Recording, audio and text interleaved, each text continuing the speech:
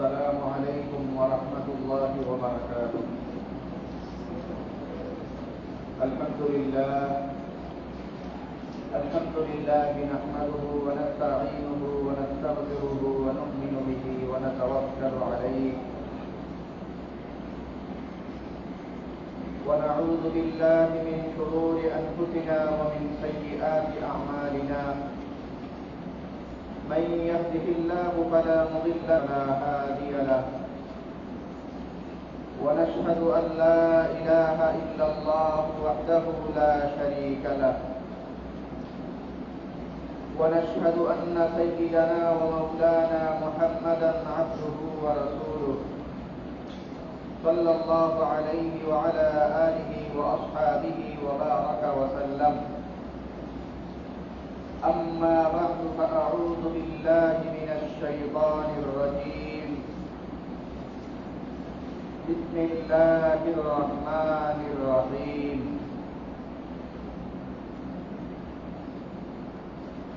إن عدة الشهور عند الله 12 شهرا في كتاب الله يوم خلق السماوات والأرض منها 4 حرم ذلك الدين القيم.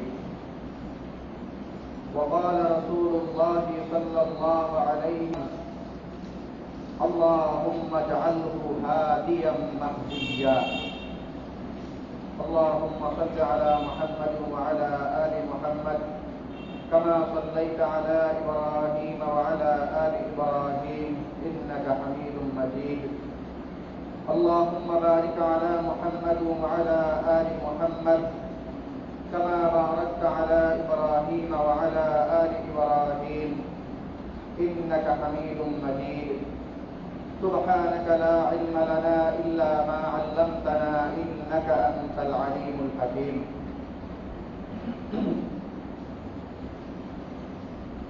মহান আল্লাহ পাক রব্বুল আলামিনের দরবারে অসংখ্য শুকরিয়া জ্ঞাপন করছি, যিনি আমাদেরকে অন্যান্য জুমার ন্যায় আজকেও জুমার নামাজ আদায়ের জন্য পবিত্র ঘর মসজিদে আসা তৌফিক দান করেছেন। আলহামদুলিল্লাহ। মুহতারাম হাজিরিন, 1442 হিজরি সন নতুন বছরের প্রথম মাস মুহররম মাসে আমরা আছি। মুহররম মাস গুরুত্বপূর্ণ একটি মাস, বছরের প্রথম মাস, সম্মানিত মাসগুলির মধ্যে একটি মাস এবং ঘটনাবহুল একটি মাস। মুহররম মাসের এই অনেকগুলি দিক রয়েছে। তো ইসলামের ইতিহাসে যে ঘটনাগুলোকে স্মরণ করা হয়, যে ঘটনাগুলো ঐতিহাসিক ঘটনা হিসেবে আমাদের সামনে উপস্থাপিত হয়, কোরআনে কারিমে আল্লাহ তাআলা অনেকগুলি ঘটনার দিকে ইঙ্গিত করেন। সেই ঘটনা স্মরণ করো তোমরা সেই সময়ের কথা, যখন এই হয়েছিল ওটা হয়েছিল, অনেকগুলি কথা আল্লাহ তাআলা কোরআনে কারিমে বলেন। তো যখন কোনো ঘটনা ঘটে তো শিক্ষা নেওয়া, শিক্ষণীয় দিকগুলি খুঁজে বের করা, এটা আল্লাহ পাক রব্বুল আলামিনের একটা রীতি। আল্লাহ তাআলা কোরআনে কারিমে মুসলমানদেরকে বহু জায়গায় বলেছেন তোমরা সেই সময়ের কথা আলোচনা করো, শুনো, তারপরে সেখান থেকে তোমরা শিক্ষা গ্রহণ করো। কারণ যারা জ্ঞানীদের জন্য এইসব ঘটনার মধ্যে শিক্ষণীয় দিক রয়েছে। তো এই কারণে যে ঘটনাগুলো আমরা বলছি, সেই ঘটনাগুলো বিস্তারিত ঘটনা, সেই ঘটনাগুলোর নাম বলছি আমরা, এবং অনেক সময় সেই ঘটনা সময় সুযোগে বিস্তারিত বলা হয়েছে বা সামনেও বলার চেষ্টা করা হবে। আমরা শুধু আজকে এই মুহররম মাসের ঘটনাগুলোর শিক্ষণীয় দিকগুলি নিয়ে কথা বলি। মুহররম মাসের শুরুতেই আমরা যে করণীয়গুলি বলেছিলাম, সেই করণীয়ের মধ্যে আমরা এই মাসের সম্মান বজায় রাখি। মুহররম মাসে অন্যায় অত্যাচার এগুলি না করা, এইসব বিষয়ের কথা আমরা উল্লেখ করেছি। এগুলোর মধ্যে একটা বিশেষ দিক ছিল, কোরআনে কারিমে আল্লাহ তাআলা বলেন ফালা তাজলিমু ফীহিন্না আনফুসাকুম। এই যে মুহররম সহ আরো 4টা মোট মাস আছে, যে মাসগুলো সম্মানিত মাস, আশহুরে হুরুম, এগুলোর করণীয় ব্যাপারে আল্লাহ তাআলা কোরআনে কারীমের মধ্যে ইরশাদ করেন, ফালা তাজলিমু ফীহিন্না আনফুসাকুম, ওই মাসগুলোতে তোমরা জুলুম করো না, অন্যায় অত্যাচার ইত্যাদিতে তোমরা লিপ্ত হও না। এই একটা মুহররম মাসের একটা পয়েন্ট। এই পয়েন্টের উপর ভিত্তি করে আমরা আরেকটা ঘটনাকে সামনে আনতে চাই। সেটা হলো, আপনারা সেই ঘটনা জানেন, আমরা এই যাবৎ যে ঘটনাগুলির কথা আলোচনা করেছি তার সাথে এই ঘটনাটা একটু ভিন্ন। মুহররম মাসের শুরু থেকে আমরা মৌলিক বলেছি, শিরোনাম বলেছি বা চুম্বক অংশগুলো বলেছি। একটা হলো নবী সাল্লাল্লাহু আলাইহি ওয়াসাল্লামের হিজরত। যে হিজরতকে কেন্দ্র করে মুহররম মাস, নতুন বর্ষই শুরু হয়েছে, হিজরি সন গণনাই শুরু হয়েছে যে হিজরতকে কেন্দ্র করে। হিজরত মানে নবী সাল্লাল্লাহু আলাইহি ওয়াসাল্লাম মক্কায় যখন দাওয়াতের কার্যক্রম পরিচালনা করেছিলেন, মক্কায় নবী সাল্লাল্লাহু আলাইহি ওয়াসাল্লাম 13 বছর পর্যন্ত তাওহীদের দাওয়াত দেওয়ার পর এতদিন পর্যন্ত যিনি সবার চোখের মণি ছিলেন, সেই মুহাম্মদ সাল্লাল্লাহু আলাইহি ওয়াসাল্লাম অনেকের এই চক্ষুশূল হয়ে গেলেন। এখন আর লোকজন নবী সাল্লাল্লাহু আলাইহি ওয়াসাল্লামকে সেইভাবে ভালো পায় না, তার বিরুদ্ধে উঠে পড়ে লেগেছে, ওনাকে হত্যা করার জন্য তারা পরিকল্পনার ছক এঁকেছে। এই কারণে আল্লাহ তাআলা ওনাকে বললেন হিজরত করতে। হিজরতের যাত্রা শুরু হয়েছে, সাহাবীরা একে একে যাত্রা করেছেন। সর্বশেষ মুহাম্মদ সাল্লাল্লাহু আলাইহি ওয়াসাল্লাম ওনার সবচেয়ে আস্থাভাজন এবং প্রবীণ সাথী হযরত আবু বকর সিদ্দিক রাদিয়াল্লাহু তাআলা আনহুকে নিয়ে মদিনার পথে পাড়ি দেন এবং আলী রাদিয়াল্লাহু তাআলা আনহুকে রেখে যান। ওনার আমানতগুলি মানুষের কাছে ফিরিয়ে দিয়ে পরবর্তীতে চলে যায়। এই হলো ছোট্ট কথা হিজরতের ব্যাপারে। এই ঘটনা আমরা বলেছি। এরপরে আরেকটি ঘটনা সামনে এনেছি, যেটা গত জুমাতেই হয়তো বলা হয়েছে, নূহ আলাইহিস সালামের। নূহ আলাইহিস সালামের দাওয়াতি কার্যক্রম পরবর্তী হিজরতের ঘটনা। এই এলাকা থেকে নৌকা তৈরি করে ওখান থেকে অন্য এলাকায় জুনি পাহাড় পর্বত সেই অঞ্চলে চলে গেছেন, বাকিদেরকে আল্লাহ তাআলা ধ্বংস করেছেন। আরেকটি ঘটনা মুহররম এবং আশুরাকে কেন্দ্র করে সবচেয়ে গুরুত্বপূর্ণ যে ঘটনা আশুরা কেন্দ্রিক, সেটা হলো হযরত মূসা আলাইহিস সালাম এবং ফেরাউনের ঘটনা। সেখানেও আমরা দেখতে পাচ্ছি একই কথা। নবী সাল্লাল্লাহু আলাইহি ওয়াসাল্লামকে হিজরতের কথা বলা হয়েছে। নূহ আলাইহিস সালাম নৌকা তৈরি এলাকা থেকে অন্য এলাকায় হিজরত করে চলে গেছেন। মূসা আলাইহিস সালাম ফেরাউনকে দাওয়াত দিলেন। ফেরাউন যখন মূসা আলাইহিস সালামের বিরুদ্ধে ক্ষিপ্ত হয়ে গেল, তখন আল্লাহ তাআলা মূসা আলাইহিস সালামকে বললেন যে এবার তোমাকে মেরেই ফেলতে পারে, তুমি এক কাজ করো, হিজরত করে মিশরে চলে যাও। এরপরে সেই ঘটনা তো আমরা ছোট্ট করে বলেছি গত জুমায়। এই তিনটা যে ঘটনা আমরা সামনে আনলাম, তিনটার মৌলিক কথা হলো, তিনটা ঘটনায় যে দিকটা আমরা দেখতে পাচ্ছি সেটা হলো দ্বীনের জন্য হিজরত করা। দ্বীনের জন্য হিজরত করা অর্থাৎ দ্বীন জিন্দা করার জন্য নিজের পরিবার পরিজন, দেশ, এলাকা সবকিছুর মায়া ছেড়ে একদম অপরিচিত জায়গায় গিয়ে স্থায়ী বাস হওয়া, এই হলো হিজরত।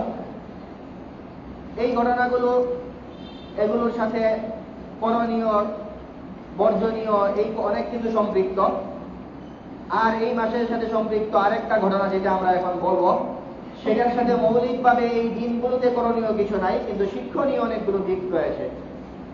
যে কথা বলছিলাম, কারিমে আল্লাহ তাআলা বলছেন তোমরা জুলুম করো না এই সময়গুলোতে, লা তাজলিমু ফীহিন্না আনফুসাকুম, জুলুম কইরো না।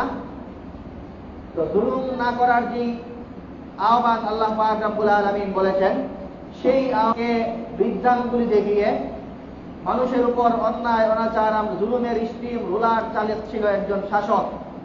সেই শাসকের বিরুদ্ধে নবী সাল্লাল্লাহু আলাইহি ওয়াসাল্লামের দৌহিত্র হযরত হুসাইন রাদিয়াল্লাহু তাআলা আনহু সরব হয়েছিলেন। হুসাইন রাদিয়াল্লাহু তাআলা আনহু জুলুমের বিরুদ্ধে শক্ত কঠিন বাণী উচ্চারণ করেছিলেন। হুসাইন রাদিয়াল্লাহু তাআলা আনহু বজ্রকণ্ঠে ঘোষণা করেছিলেন যে আল্লাহর জমিনে আল্লাহর আইন চলবে, এই আইনের বাইরে গিয়ে মানুষজনের উপরে কেউ অন্যায় অনাচার অত্যাচার এগুলি করতে থাকবে, আমরা এগুলি করতে দিব না। এই ছিল হুসাইন রাদিয়াল্লাহু তাআলা আনহুর ঘোষণা। যেই ঘোষণাকে কেন্দ্র করে হুসাইন হয়েছিল নবী সাল্লাল্লাহু আলাইহি ওয়াসাল্লামের একজন জলিলুল কদর, একজন সম্মানিত সাহাবী হযরত মুআবিয়া রাদিয়াল্লাহু তাআলা আনহুর ছেলে ইয়াজিদ ইবনে মুআবিয়া। তো ইয়াজিদ ইবনে মুআবিয়া যখন এই ক্ষমতায় আরোহণ করল, সেই ক্ষমতাসীন হওয়ার পর থেকে বিরোধী দল দমনের এক নীতি অবলম্বন শুরু করেছিল। বিরোধী দল নীতি দমনের অর্থ হল হুসাইন রাদিয়াল্লাহু তাআলা আনহু, আব্দুল্লাহ ইবনে জুবায়ের রাদিয়াল্লাহু তাআলা আনহু, এই ধরনের 4 জন সাহাবী ছিলেন, যেই সাহাবীরা ইয়াজিদের মনে হয়েছিল যে এরা মনে হয় মানুষজন এদের কাছে যেতে পারে, এদের কাছে মানুষজন গিয়া বলবে যে ইয়াজিদ তো আমাদের উপরে এই অন্যায় অনাচার এগুলি করতেছে, আমাদেরকে বাঁচানোর একটা ব্যবস্থা করুন। তো কারো কাছ থেকে যদি বাঁচতে হয়, কারো অন্যায় অনাচার থেকে বাঁচতে হলে ওই ধরনের হেভিওয়েট তার বিরুদ্ধে নেতৃত্ব দিতে পারবে এমন কিছু লোকের কাছেই মানুষজন গিয়ে আশ্রয় নেয়। এই কারণে ইয়াজিদ ভাবলো যে যারা আমার বিরুদ্ধে এই ধরনের অবস্থান গ্রহণ করতে পারে, অথবা যাদের কাছে মানুষজন গিয়ে বলতে পারে যে ইয়াজিদের এই অত্যাচার থেকে আমাদেরকে বাঁচান, এমন কাজ যারা করতে পারে, এদেরকে ইয়াজিদ গোপন ভাবে এক জায়গায় জমা করলো। জমা করার পরে ঘরের মধ্যে তালাবদ্ধ করে এরপরে তরবারি ধরে বলল যে তোমরা এক কাজ করো, আমার হাতে বায়াত গ্রহণ করো। তো এই কথা বোঝার জন্য বায়াত বুঝতে হবে। বায়াতের অর্থ হলো যদি কোনো সাথে কেউ বায়াত গ্রহণ করে ফেলে, তার হাতে বায়াত গ্রহণ করার অর্থ হলো এই শাসকের বিরুদ্ধে বিদ্রোহ করা তার জন্য হারাম। তো হুসাইন রাদিয়াল্লাহু তাআলা আনহু সহ বাকিদেরকে সে বায়াত গ্রহণ করিয়ে বিদ্রোহ যেন না করে সেই ব্যবস্থা করতে চাইল। এই বদ্ধঘরের মধ্যে হুসাইন রাদিয়াল্লাহু তাআলা আনহু বললেন যে আমরা তো কোনো ছোটখাটো ব্যক্তি না, আমরা যদি বায়াত গ্রহণ করতে হয় তাহলে তো এমন ভাবে করা লাগবে যেন সারা পৃথিবী জানে যে এরা মেনে নিয়েছে তোমাকে। ইন্না মিসলি লা ইউবাহু সিররান, আমার মতো ব্যক্তিত্ব তার জন্য এরকম গোপন বায়াত এটা মানা। তুমি ঘরের মধ্যে আমাকে বাধ্য করে বলবা যে বায়াত গ্রহণ করো, এই ধরনের বায়াত আমি নিতে পারি না। আমি যদি বায়াত নেই তাহলে মানুষের সামনে ডাক ঢোল পিটিয়ে বায়াত গ্রহণ করব, আর বায়াত গ্রহণ যদি না করি সেই ঘোষণা মানুষের সামনেই। তো এই কাজ যখন ইয়াজিদ তার গভর্নর দিয়ে করালো, সেটা সফল হয়নি। এরপরে আস্তে আস্তে মানুষজন ঠিকই হুসাইন রাদিয়াল্লাহু তাআলা আনহুর কাছে চিঠি লিখলেন। হুসাইন রাদিয়াল্লাহু তাআলা আনহুর কাছে মানুষজন আশ্রয় তলব করলেন যে ইয়াজিদের এই অত্যাচার থেকে আমাদের বাঁচান। হুসাইন রাদিয়াল্লাহু তাআলা আনহু যখন দেখলেন যে মানুষজনের এই অবস্থা, সবাই তার নির্যাতনে অতিষ্ঠ, তার মরিয়া, মানুষজন তার থেকে বাঁচতে যাচ্ছে, এই পরিস্থিতিতে হুসাইন রাদিয়াল্লাহু তাআলা আনহু তার বিরুদ্ধে অবস্থান গ্রহণ করার সিদ্ধান্ত পাকাপোক্তভাবে নিলেন এবং যেই এলাকা থেকে সবচেয়ে বেশি জনসমর্থন আসছিল সেই এলাকা কুফা নগরীতে হুসাইন রাদিয়াল্লাহু তাআলা আনহু হিজরত করলেন। হিজরত করলেন মানে হুসাইন রাদিয়াল্লাহু তাআলা সফর করলেন। হুসাইন রাদিয়াল্লাহু তাআলা আনহু কুফায় গেলেন, পরিবারের লোকজন সহ সবাইকে নিয়ে গেলেন। ওইখানে মানুষজন ওনার সাহায্যের জন্য প্রস্তুত, ওইখানকার লোকজনকে নিয়ে ইয়াজিদের বাহিনীর বিরুদ্ধে উনি লড়াই করবেন। তো এই যখন ঘটনা, তখন ইয়াজিদ এই কুফা নগরীর যে গভর্নর, সেই গভর্নরকে দিয়ে মানুষজনকে লোভ, ভয়, হুমকি যা যা দেওয়া লাগে, বিরোধী দল কেমনে দমন করা লাগে, সেগুলি তো আমরা এখন আমাদের চেয়ে ভালো কেউ বুঝে না। তো ওইভাবেই মানুষজনকে যাকে লোভ দিলে, লোভ দেখাইলে লোভে পড়বে, তাকে লোভ দেখিয়ে, তাকে ভয় দেখাইলে ভয় পাবে, তাকে ভয় দেখিয়ে, এইভাবে কুফার জনগণকে হুসাইন রাদিয়াল্লাহু তাআলা আনহুর পক্ষ হয়ে ইয়াজিদের বাহিনীকে যেন সাহায্য না করে, সেই জন্য হুসাইন রাদিয়াল্লাহু তাআলা আনহু আস্তে আস্তে তাদের মন মানসিকতা ঘুরিয়ে এই অবস্থানে এনে দাঁড় করালো। এরপরে হুসাইন রাদিয়াল্লাহু তাআলা আনহু আসার আগে যেই হারে চিঠি আর মানুষের ডাক পাচ্ছিলেন, আসার পরে দেখলেন যে পরিস্থিতি পাল্টে গেছে। মানুষজন এখন সেইভাবে আর হুসাইন রাদিয়াল্লাহু তাআলা আনহুর সঙ্গ দিতে প্রস্তুত না। তো হুসাইন রাদিয়াল্লাহু তাআলা আনহুর সঙ্গ দিতে মানুষজন প্রস্তুত না, এটা দেখার পরে হুসাইন রাদিয়াল্লাহু তাআলা আনহু নিজের চিন্তাধারাও পাল্টালেন যে ইয়াজিদকে যদি মানুষজন মানতে প্রস্তুতই থাকে, ইয়াজিদ মানুষ মানতেছিল না, এই কারণে আমার ধারত্ব হলো, আমি ভাবলাম যে জনগণ সব যদি অন্যায় অনাচারে থাকে, মানুষজন যদি অত্যাচারিত হয়, তাদেরকে বাঁচানো উচিত। এখন মানুষজনই যদি কিছু না বলে, এরাই যদি মনে করে যে না, তার বিরুদ্ধে কিছু বলার দরকার নাই, তাহলে আমারও ইয়াজিদের বিরুদ্ধে শুধু শুধু অবস্থান নেওয়ারও দরকার নাই। ওইখানকার যে গভর্নর, কুফার গভর্নর উবাইদুল্লাহ বিন জিয়াদ, তাকে ইয়াজিদ বললেন যে দেখো, আমি যে উদ্দেশ্য নিয়ে আসছিলাম সেই উদ্দেশ্য তো এখন আর আমার নিজেরও মনে ধরতেছে না। যেই জন্য আসছিলাম সেই কাজ এখন আমি নিজেও করব না। এখন আমার বিরুদ্ধে, আমি তোমাদের বিরুদ্ধে আর লাগবো না, তোমরাও আমার বিরুদ্ধে না। তোমরা এক কাজ করো, আমি কি জন্য আসছি আর এখন কি চাই এইসব বিষয়ের আলোচনা তোমরা বুঝবা না, ওই ইয়াজিদের কাছে নিয়ে যাও আমাকে। ইয়াজিদ হলো তখন শামে, আর হুসাইন রাদিয়াল্লাহু তাআলা আনহু আসছেন হলো কুফায়। তো বলছেন সেই শামে নিয়ে যাও। আর যদি মনে করো যে শামে নিলে তোমরা দিবা না, আমাকে আতঙ্ক মনে হয় তোমাদের কাছে, তাহলে এক কাজ করো, আমি যেখান থেকে আসছি সেখানেই চলে যাই। তোমরাও আমার কিছু নিও না, আমিও তোমাদের কিছু বলবো না। আর দুটাও যদি মনোভূত না হয় তাহলে আমারে ওই জঙ্গলের রাস্তা দেখা যেতে, ওইখানে গিয়া মানুষের কাছ থেকে বিচ্ছিন্ন হয়ে আল্লাহর ইবাদত করে বাকি জিন্দেগি কাটায় দিই। এই প্রস্তাবগুলি পেশ করলেন। তো এই প্রস্তাবগুলি পেশ করার পরে উবাইদুল্লাহ ইবনে জিয়াদ সে মনে করলো যে এখানে মনে হয় কোন শুভঙ্করের ফাঁকি আছে, আমাদেরকে ধোঁকা দিচ্ছে। হুসাইন রাদিয়াল্লাহু তাআলা আনহু উনি কি করবেন, এগুলির দরকার নাই, শত্রুদের বাগে পাইছি, হাতছাড়া করার দরকার নাই। এই সিদ্ধান্ত, এই চিন্তা করে আবার আরেকজন ছিল বাহিনীর নেতা গোছের এক লোক, নাম হলো শিমর ইবনে জিল জাউশান। সীমার নাম মানুষ চিনে আর কি, শিমর তার নাম। এই লোক ভাবলো যে ইয়াজিদের এত বড় শত্রু, এই প্রধান শত্রুরে যদি আমি বধ করতে পারি তাহলে তো আমার র্যাঙ্ক বাড়বে ইয়াজিদের দরবারে। সে এটা ভেবে আর নয় ছয় না ভেবে হুসাইন আঘাত করলো। আঘাত করে হুসাইন রাদিয়াল্লাহু তাআলা আনহুর মস্তককে ওনার শরীর থেকে দ্বিখণ্ডিত করলো। নাউযুবিল্লাহি মিন যালিক। তো এই হলো মোটামুটি সংক্ষিপ্ত ঘটনা। এই ঘটনার পরে হুসাইন রাদিয়াল্লাহু তাআলা আনহুকে নিয়ে যাওয়া হলো ইয়াজিদের দরবারে, কিন্তু মাথা নিয়ে যাওয়া হলো, জীবিত হুসাইনকে না। তো এখানে নিয়ে যাওয়ার পরে ইয়াজিদ কিছু কাজ করতে, সেটা হলো ওই উবাইদুল্লাহ ইবনে জিয়াদ যে হুসাইন রাদিয়াল্লাহু তাআলা আনহুর কথা শুনে নাই, তিন প্রস্তাবের একটাও মানে নাই, উপরন্তু ওনার উপরে আক্রমণ করেছে। সে গভর্নর ছিল, তাকে পদচ্যুত করেছে। এবং শিমর ইবনে জিল জাউশান যে হুসাইন রাদিয়াল্লাহু তাআলা আনহুকে হত্যা করেছে তাকেও ভর্ৎসনা করতে। এই দুই চারটা কাজ করতে মানুষজন অনেকেই বলে থাকে যে এগুলি নবী পরিবারের একজনকে হত্যা করে ফেলছে, এত বড় চাপ সামলানোর জন্য হয়তো সে করছে, বাকি সে ভিতরে কি ছিল এটা আল্লাহ তাআলা জানেন। তো এই হলো ঘটনার মোটামুটি অংশ। আমরা এখান থেকে যে করণীয়গুলি পাই, যে ঘটনাগুলি বলেছিলাম হিজরত, সেখান থেকে আমরা যে বিষয়গুলি পাই সেটা হলো, একটা মাসআলা আমাদের জানতে হবে, সেটা হলো হিজরত যেটা ছিল সারা জীবন আমরা শুনি হিজরত, নবী সাল্লাল্লাহু আলাইহি ওয়াসাল্লাম হিজরত করেছেন, অমুক নবী হিজরত করেছেন, এগুলি। কিন্তু এখন আর ওইভাবে হিজরত করা সেটার আবশ্যকীয়তা বাকি নেই। এখন যেটা করতে হবে সেটা হলো, মুসলমানরা নিজেরাই শক্তিশালী, মুসলমানদের সংখ্যাধিক্য দেখা যাচ্ছে, মুসলমানরা পৃথিবীর বৃহৎ একটা গোষ্ঠী। এই কারণে মুসলমানদের জন্য এখন জরুরি হইল, কেউ যদি মুসলমানদেরকে এলাকা থেকে বিতাড়িত করতে চায় তাহলে সেই শত্রুর বিরুদ্ধে লড়াই করা। জিহাদ যেটা, সেই জিহাদের বিধান নাযিল হওয়ার পর থেকে, মুসলমানদের বিজয় অর্জিত হওয়ার পর থেকে এরপরে আর হিজরত নাই। এর আগ পর্যন্ত হিজরত ছিল। মক্কায় যখন নবী সাল্লাল্লাহু আলাইহি ওয়াসাল্লাম ছিলেন তখন ওই সময় জিহাদের বিধান ছিল না, পরে নাযিল হয়েছে।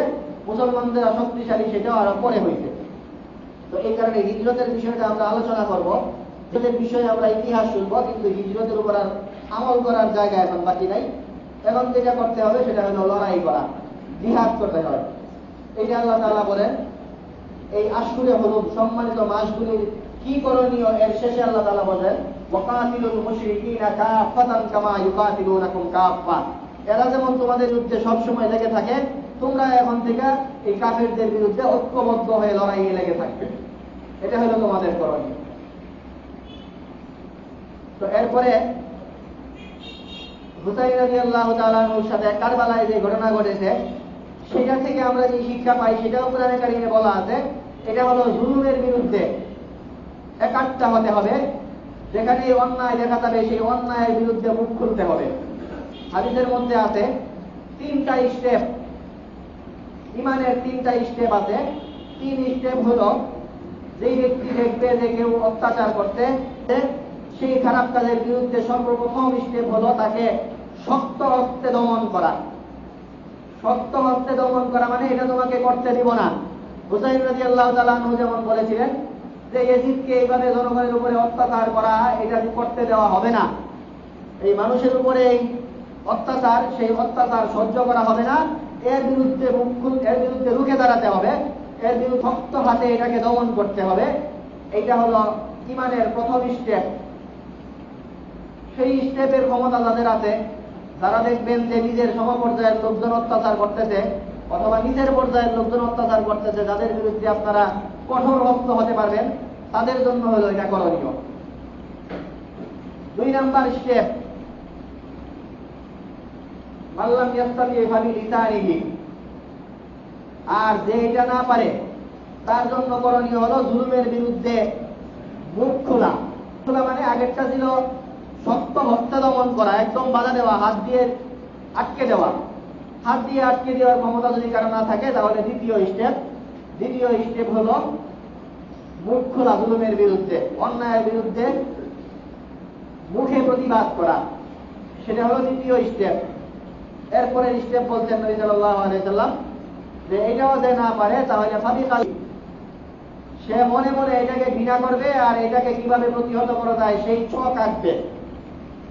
পরেরটা হলো হাত দিয়ে বাধা সরাসরি এখন দিতে যাবে না। এখন মুখ খুললে যদি ঝামেলা মনে হয়, তাহলে এখন মুখও খুলতে যাবে না। যেটা করবে সেটা হলো সে এটাকে মনে মনে ঘৃণা করবে আর মনে মনে ছক আঁকবে যে এদের বিরুদ্ধে কিভাবে আমরা প্রতিরোধ ক্ষমতা গড়ে তুলতে পারি, এই পরিকল্পনা করতে থাকবে। এই হলো 3টা, হাত দিয়া অথবা 2 নাম্বার মুখ দিয়ে, আর 3 নাম্বার হলো মনে মনে এটার বিরুদ্ধে যাবে। এই তৃতীয় স্টেপ বলার পরে নবী সাল্লাল্লাহু আলাইহি ওয়াসাল্লাম বলেন, ওয়াযালিকা আযআফুল ঈমান। ঈমানের সবচেয়ে নিচের স্তর হলো এইটা। এইটাও যদি কেউ না করে, তাহলে সে আর ঈমানদার এটা বলার এই সুযোগ নেই।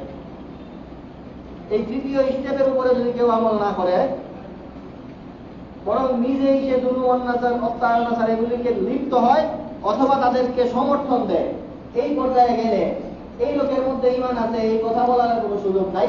ওয়াযালিকা আযআফুল ঈমান। কারণ ন্যূনতম মনে মনে হলেও এটা ঘৃণা করা, এটাই হলো ঈমানের সবচেয়ে নিচের স্তর। তো কারবালা থেকে আমরা এই শিক্ষা নেই যে অন্যায় হতে দেওয়া যাবে না কোথাও, অন্যায়ের বিরুদ্ধে রুখে দাঁড়াতে হবে। অন্যায়ের বিরুদ্ধে রুখে দাঁড়ানোর স্টেপ হাদিসের মধ্যে বলা আছে, সেই স্টেপ যার যেই সামর্থ্য আছে সেই সামর্থ্য অনুযায়ী অন্যায়ের বিরুদ্ধে কথা বলতে হবে। এই হলো মুহররম কেন্দ্রিক ঘটনা, এবং সেই ঘটনাগুলো থেকে বড় বড় শিক্ষণীয় যে দিকগুলি ছিল এগুলি তৌফিক দান করুন। এই সম্মানিত মাসগুলি থেকে যে শিক্ষণীয় দিকগুলি আছে সেগুলোর উপর আমাদের আমল করার তৌফিক দান করুন। ওয়া আখিরু দাওয়ানা আলহামদুলিল্লাহি রাব্বিল আলামিন।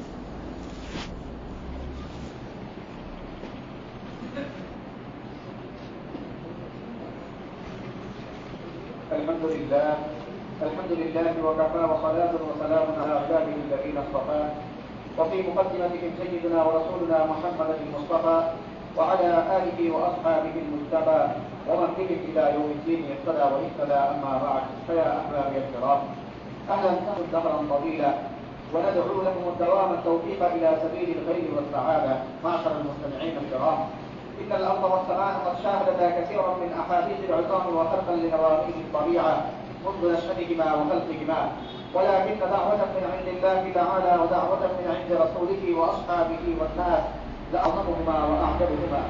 فيا أحبابي الكرام، إنكم في علم تام بأننا قد تكلمنا في موضوع هام، ألا ها هي ذا أهمية الوقائع ووقائع شهر المحرم وأخلاقها. فقد بين الله سبحانه وتعالى في هذا المقام فقال: إن الذين آمنوا والذين هاجروا وجاهدوا في سبيل الله أولئك يرجون رحمة الله، إلى أن قال الله سبحانه وتعالى: والذين آمنوا ولم يهاجروا ما لكم من ولايتهم من شيء حتى يهاجروا، وإن استنصروكم في الدين فعليكم النصر إلا على قوم بينكم وبينهم ميثاق. وقد بين النبي صلى الله عليه وسلم مواقع الهجرة فقد قال النبي صلى الله عليه وسلم: لا هجرة بعد الفتح ولكن جهاد ونية. وقد بين الله سبحانه وتعالى فيما بعد ذلك، فقد بين الله سبحانه وتعالى: إنا أرسلنا نوحا إلى قومه أن أنذر قومك من قبل أن يأتيكم عذاب أليم، حتى قال فلبث فيهم 1000 سنة إلا 50 عاما فأخذهم الطوفان وهم ظالمون فأنجيناه وأهله إلا امرأته قدرناها من الغابرين. قال الله سبحانه وتعالى: وأنجينا من ذلك. فقد بين الله سبحانه وتعالى: وإذ نجينا من آل فرعون يسومونكم سوء العذاب يذبحون أبناءكم ويستحيون نساءكم وفي ذلكم بلاء من ربكم عظيم. فقد قال الله سبحانه وتعالى في هذه الشهر: فقد بين الله: إن عدة الشهور عند الله 12 شهرا في كتاب الله يوم خلق السماوات والأرض منها 4 حرم ذلك الدين القيم فلا تظلموا فيهن كافة كما يقاتلونكم كافة. أعوذ بالله من الشيطان الرجيم. واتقوا فتنة لا تصيبن الذين ظلموا منكم خاصة.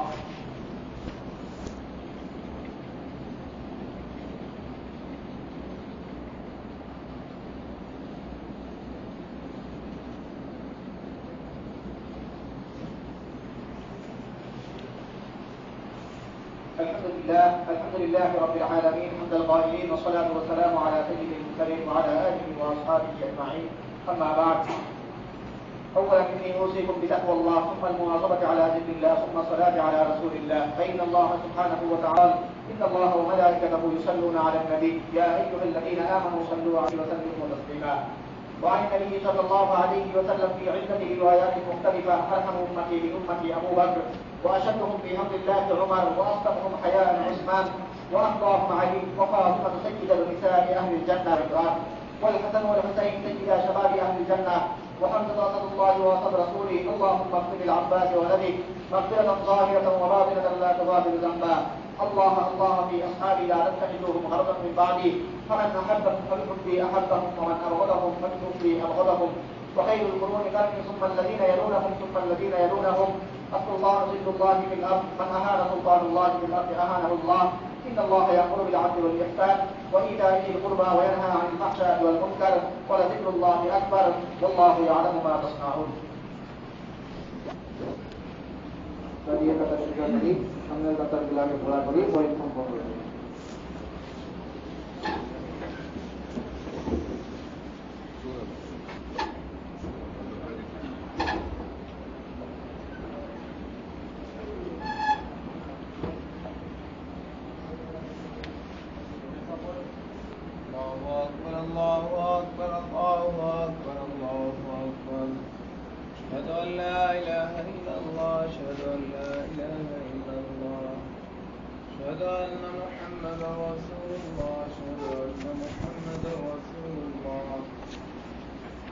حي على الصلاة حي على الصلاة حي على الفلاح.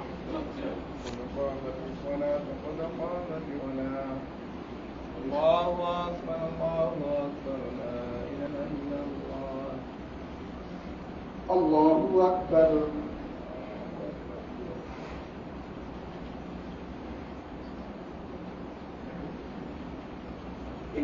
الحمد لله رب العالمين الرحمن الرحيم مالك يوم الدين إياك نعبد وإياك نستعين اهدنا الصراط المستقيم صراط الذين أنعمت عليهم غير المغضوب عليهم ولا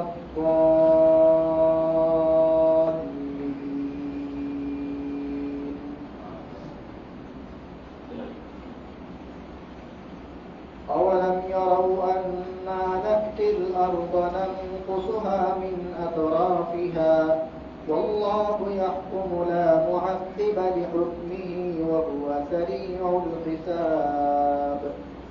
وقد مكر الذين من قبلهم فلله المكر جميعا يعلم ما تكسب كل نفس وسيعلم الكفار لمن عقبى الدار.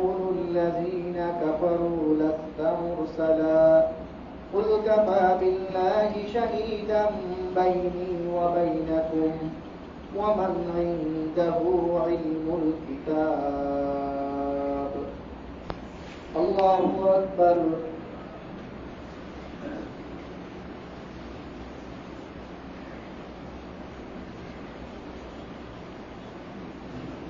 سمع الله لمن حمده. الله أكبر.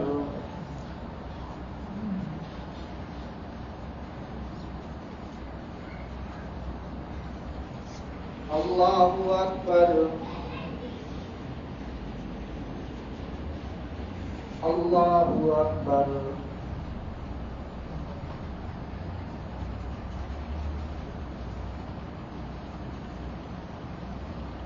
الله أكبر. الحمد لله رب العالمين الرحمن الرحيم مالك يوم الدين. إياك نعبد وإياك نستعين. اهدنا الصراط المستقيم صراط الذين أنعمت عليهم غير المغضوب عليهم ولا الضالين.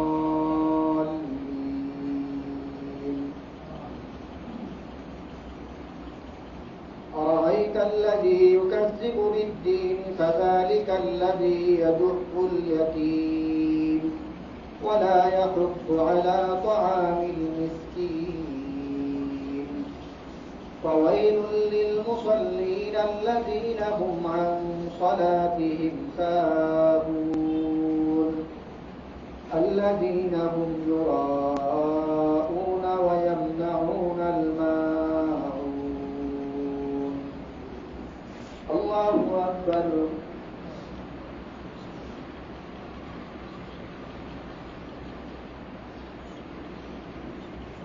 سمع الله لمن حمده. الله أكبر.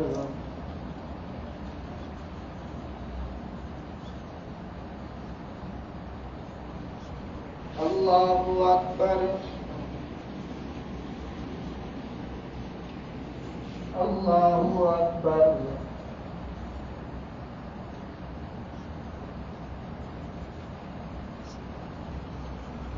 الله أكبر.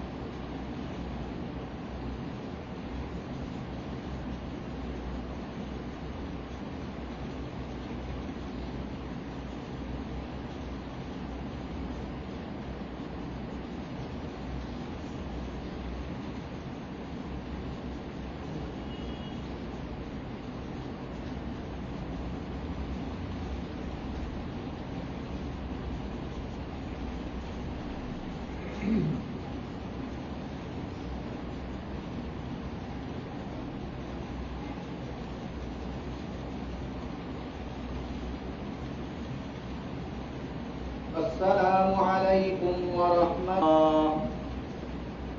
السلام عليكم ورحمة الله.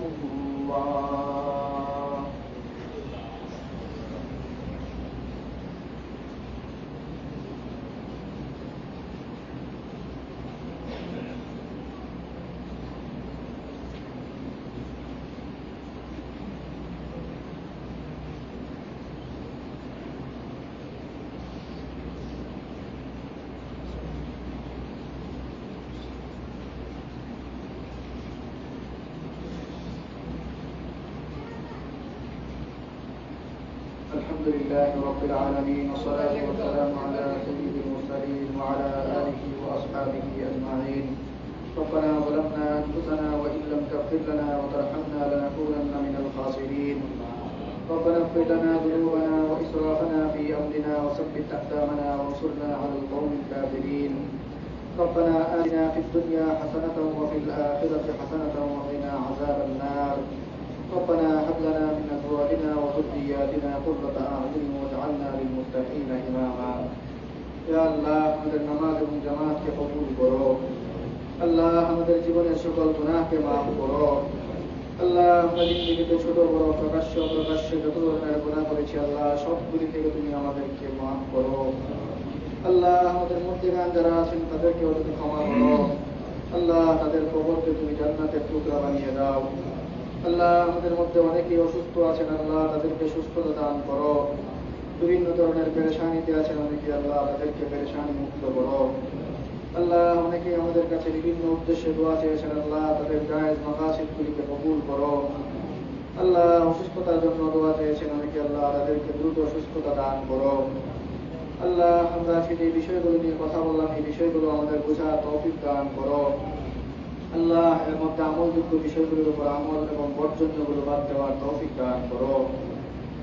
আল্লাহ আমাদেরকে এই সম্মানিত মাস মুহররম মাসের যে শিক্ষা সেই শিক্ষাগুলি অর্জন করার তৌফিক দান করো আল্লাহ এই মাসের সম্মান বজায় রাখার তৌফিক দান করো আল্লাহ এই মাসের বিভিন্ন ঘটনাকে কেন্দ্র করে বিভিন্ন সম্প্রদায় যে অনিসলামিক কর্মকাণ্ড করে এগুলি থেকে আমাদেরকে তুমি হেফাজত করো আল্লাহ আমাদেরকে ইসলামী সঠিক আকীদায় বিশ্বাসী হওয়ার তৌফিক দান করো আল্লাহ সঠিক পন্থায় আমাদেরকে জিন্দেগি পরিচালিত করার তৌফিক দান করো আল্লাহ আমাদের এই মসজিদকে তুমি কবুল করো আল্লাহ এই মসজিদকে তুমি কিয়ামত পর্যন্ত মুসল্লিদের দ্বারা আবাদ করো আল্লাহ এই মসজিদের মুসল্লি সবাইকে তুমি তোমার দ্বীনের জন্য কবুল করো আল্লাহ তাদেরকে সুন্দরভাবে তোমার দ্বীনের উপর পরিচালিত জীবন পরিচালনা করার মতো তৌফিক দান করো আল্লাহ এই মসজিদ সংলগ্ন এই প্রতিষ্ঠানকে তুমি কবুল করো আদর্শ মানব হিসেবে বের হয়ে আসা তৌফিক দান করো আল্লাহ এর সাথে সম্পৃক্ত সবাইকে তুমি কবুল করো